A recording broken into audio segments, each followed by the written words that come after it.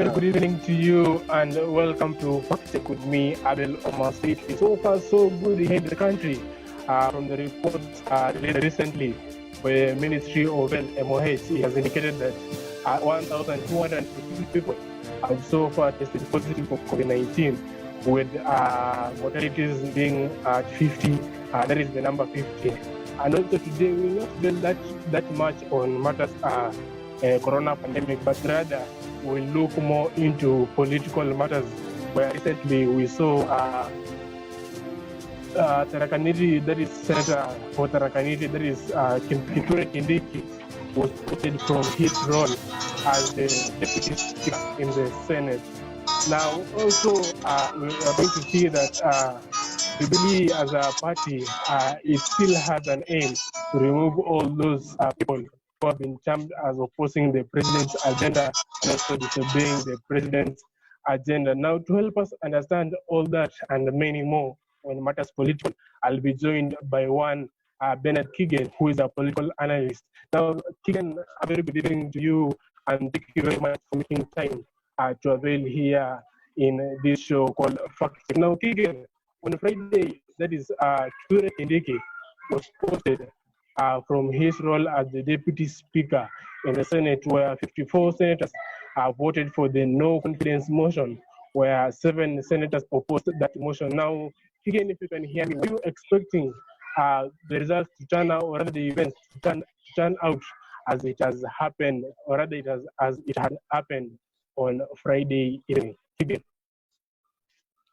Good evening, Abel, and thank you for having me this afternoon, or rather this evening, for this discussion. Actually, it was something that was foreseen, and definitely we knew that the ruling party, that's Jubilee, as the president, actually, as he called it, that cleaning the house, he could have accomplished it. Because you know that ever since the state, nobody has actually really outshined the state. So we know that they could do anything possible, like using the numbers, even trying to convince them, and rather even confuse them, try to show them that, please, this is the way to go. And remember that for that deputy speaker, Kithure, to be removed, actually it was going to succeed, because you know that some of the members, some of the senators had been taken, had gone to the State House and met with the president. So most likely some of them were even told the reason why they were going to remove, maybe with threats, we don't know, or maybe with other form of trying to convince them.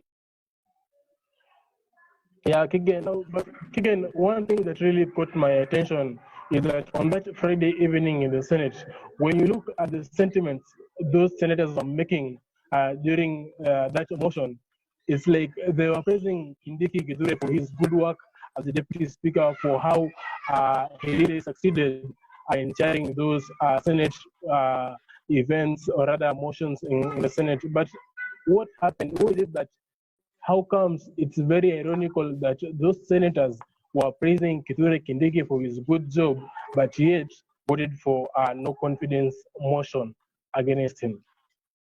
Yes, indeed, Abel. You know that even we saw how these senators were expressing themselves. They really acknowledge that Professor Kithure Kindiki, that Professor Kelly is a scholar, is somebody who had done his work without any impartially, you know. And most of them, they say that they have no any difference with him. But it seems this was an order from the above. Okay, Keegan, now I remember in the year 2012, 2013, in the ICC, that is Hague, Netherlands, Kithure Kindiki was representing Uhuru Kenyatta and William Ruto in the ongoing cases, that is at the Hague in Netherlands. But okay, after they had won that case, after they were declared that they are not guilty of those cases that they were being charged against, I think when those two individuals, that is Ruto and Uhuru, when they came to power, they promoted, or rather they awarded Kithure Kindiki as the majority leader in the Senate for the good job I think he had done for them in the Senate. Later on in the year 2017, he was removed as the majority leader and made to become the deputy speaker in the Senate. Now, one may ask Kigen, if Kithure was part of and parcel of forming Jubilee before it was URP and TNA, he was the number one, he was on the front line trying to bring these two parties, that is URP recently and TNA, and which they merged as one team and they called it Jubilee. But you are seeing there's a big division in that party. There are a lot of wrangles in that party. And do you think removing Kithure Kindiki from that position is a big blow to the DP William Ruto?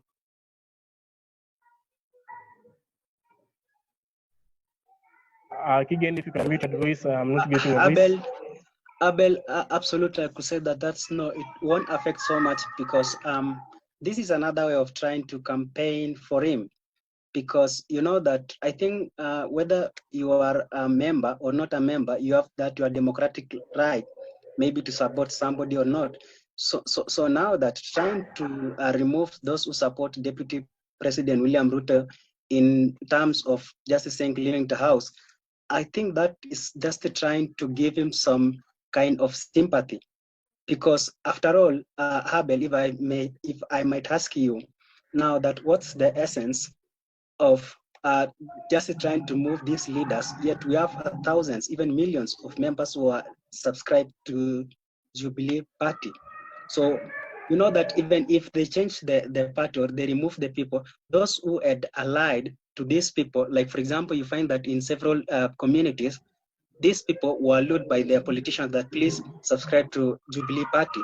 So even if they try to remove these members, like for example, Professor now Kindiki. So what they are doing is that Kindiki actually will move out to these own people. So for me, as you have seen, even the Deputy President William Ruto is so quiet at the moment, and I think that's another way of trying to talk. Just the silence is also talking loudly to his people that now there's nothing I can do. These people are so powerful. And the moment actually just require you people to follow me because in that kind of sympathy, because actually these people, they see that now the deep state is trying to fight him. So what we're gonna do is just to give him our support, even if because he seems at the moment in quotes seems so powerless. Now, Kigen, one may ask, do you think William Ruto had the numbers in the senators? Many are used to saying that because, look at this, before that event, or rather that motion was debated in the Senate on Friday, the president summoned Jubilee and also senators from the NASA coalition to State House and held a meeting, 15 to 20 minute meeting with them. And as a result of that, we saw that the likes of James Orengo, Sam Ongeri, Damo Lekina, who are from the opposition side, they voted for the support the motion. Now, Kigen, one may ask, if the president did not advise those senators, did not invite them, those senators from the NASA coalition team to State House and had a meeting with them, do you think they could have easily removed Kithure Kindiki from his position if the president did not advise those senators allied in the NASA coalition? Habel, actually, this thing that happened, it seems that it was well organized. And we even saw these senators, while they were trying to express themselves, supporting that motion to oust out Professor Kithure Kindiki as the deputy speaker. So most of them actually praised him so much that unlike Kipchumba Murkomen, who we know him as a majority leader in Senate, we have even seen him in public rallies trying to even criticize President Uhuru Kenyatta publicly. So unlike Kipchumba Murkomen, actually Professor Kindiki Kithure, I think he was so impartial and he did his work very perfectly. So most of the senators actually had nothing to do but just to follow the orders. If everyone could have been asked individually that, do you really have any issue with him? Do you think that he has been a critic to even the party leader, Uhuru Kenyatta? They could have told you that no, but this is just something that they've been told to do it. So most of them had no reason but just to go with the written script. Now, Kigen, in a nutshell, do you think it is that removal of Kinduka Kiteri from the deputy speaker role, do you think it was a kind of democracy thing, or it was all about party loyalism?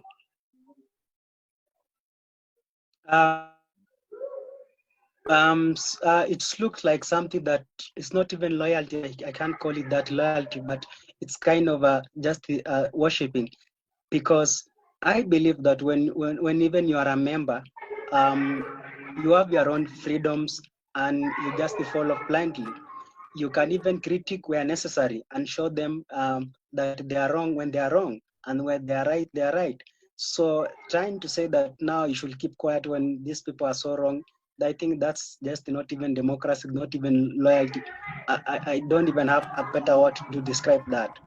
And I think that even in future, because you are threatened that if you express yourself very well, then you will be removed from that position. And as thing we have even seen from some of the senators who actually, if could have been given chance to express themselves, they could have done it otherwise.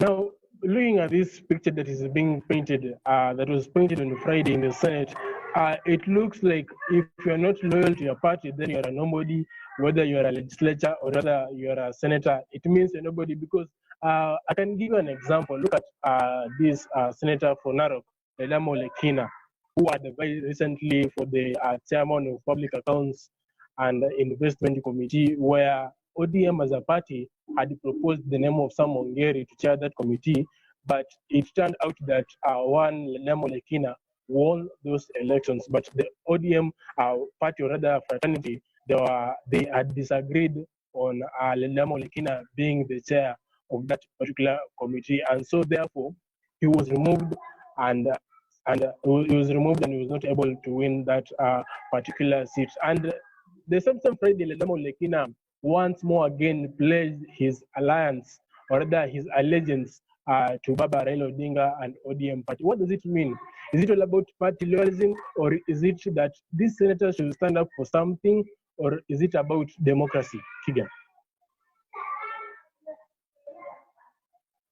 Abel, we saw that Senator Ledama Olekina, when he was given that position of the chairman to chair actually Senate Public Accounts and Investment Committee. So I think that this thing is, it is not even given anymore to somebody, because to a leader, because actually that person qualifies and has all the qualities as required. But it's more of who is so close to maybe the party leader, and who can really subscribe to ideologies of the party leader without even whether these ideas are really good or not, whether these actually are something that can benefit the community or not. So it's just about just trying to loyalty, just I think following it blindfolded, that you can't even think on your own. So I think that's so dangerous for this country's leadership, that even the leaders who are so brilliant and have got great ideas, they are not given a chance to express themselves, because they fear that if they come to they come out with any other contrary opinion, they might be removed, and they are threatened and might be removed from their positions. So that direction we are heading is so dangerous. And in future, nobody will even have to come with any new idea, because that will look like trying to outdo or go against the leader. Now, Kigan, I do remember that when President Uhuru Kenyatta convened the first parliamentary group meeting of Jubilee to remove the majority leader and the majority whip in the Senate, that some senators did not attend that meeting in the status. I can give you an example of one, Millicent Omanga. Millicent Omanga is a nominated senator, and whom she has always been a big supporter of the DP William Ruto, and went to an extent of saying she will do anything to make sure DP William Ruto becomes the president of this country come 2022. But on Friday, one Millicent Omanga voted for yes in that motion of no confidence against Kithure Kindiki. And Millicent Omanga is one of those key allies in Deputy President William Ruto camp. What is your take on this issue? Looking at some allies, some people who are allied to the DP, voting against what the DA actually might not be willing to approve. Abel, you remember once Nelson Mandela said that anyone who actually changes his way of persuasion, depending on who is dealing with, that person doesn't qualify to be a leader. And that for sure was seen during recently, especially for the Jubilee politics, when you find that maybe some of those who really allied to Deputy President William Ruto, when they were threatened that their position could be removed from their positions, some of them, in fact, immediately even changed their profile photos in social media to show that actually they support the president. I think that's very wrong. These people should be so principled and should stay strong to their ideals, that actually they should fight for what they believe in. But it's actually what we saw is that most of these politicians actually don't have something they stand for. They are just on a flimsy grounds that they can change anytime and whenever they are threatened, that they have nothing to hold on, even if it's to fight to death. So as we saw, even the nominated Senator Millicent Omanga, immediately she even to shout that, now I support whatever the president is talking about. That's the leader of the party. So it seems now that no more democracy, but just subscribing and worshipping on what the party leader says. If you go contrary to that, then immediately you will be removed and your position will be taken. Now, Kigen, you have raised a very good point we need to discuss. Now, if one may ask, remove the name of one Raila Odinga, remove the name of William Ruto, remove the name of Uhuru Kenyatta in the politics of this country, Kenya. Now, one may ask, what do these senators, what do these MPs, MCAs stand for, if not always clapping and naming the names of these three individuals? Because when you take a look at the political scenario here in the country, is that these legislators, these senators, they cannot be elected without name saying they have something they do stand for to represent this country when you remove the name of those three individuals in our political scene. Unfortunately, quite a large number of them, that a good percentage of them, actually most of them sell their names by using the names of the party leaders. For example, Raila Odinga, there should be, even during the elections, you have seen in their posters that you see the name of the party leader. And I think because they try to sell their names using the achievements made by other leaders, especially in their parties that actually they fight for. For example, now you see even during the elections, you find that somebody could say that, I support 100%, for example, Ruto, in the place that he knows that actually Ruto has got a lot of supporters in that area. So, and if that person goes to another place, he says that, I am a good supporter of Uhuru Kenyatta, for instance. And he knows that by just mentioning the name Uhuru Kenyatta, because these people, where he is at the moment, support Uhuru Kenyatta. The same when he goes and says that I mentioned a place when he knows that Raila actually is really actually has got numbers there. So I think the Kenya's politics actually has got nothing to deal with what you offer for us. Actually, who do you support, and trying to build your name using the name of those who have successfully previously actually make their names. Kenya's politics actually has got nothing to do with your agenda, has got nothing to do with your manifesto, got nothing to do with whether you are really ready to deliver or not. It's just to go to whether you support this person, and because we support him after all. Yeah. And I don't even know how to describe such kind of a politics, whereby just to see on this person support and so we support it.